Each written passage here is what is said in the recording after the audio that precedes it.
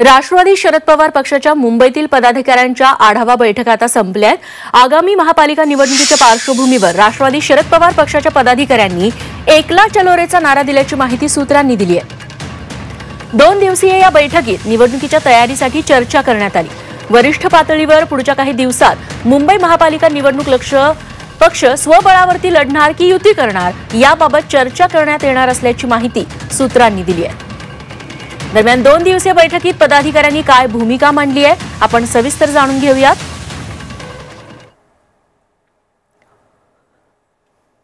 मुंबई महापालिका निवडणुका स्वबळावर लढवा अशी भूमिका राष्ट्रवादी शरद पवार पक्षाच्या कार्यकर्त्यांनी पदाधिकाऱ्यांनी घेतली आहे। स्वबळावर लढल्यास तुतारी चिन्ह घराघरात पोहोचेल। स्वबळामुळे मुंबईत पक्ष वाढण्यास मदत होईल। 2 दिवसीय बैठकीत पदाधिकाऱ्यांनी ही सगळी भूमिका मांडली आहे। पदाधिकाऱ्यांच्या भूमिकेवर बैठक पार पडणार असल्याची माहिती आता सूत्रांकडून मिळतेय। जयंत पाटील, सुप्रिया सुळे यांच्या नेतृत्वात या बैठका होणार आहेत। स्वबळाबाबत वरिष्ठ पातळीवर चर्चा होणार असल्याची माहिती आता सूत्रांकडून मिळतेय।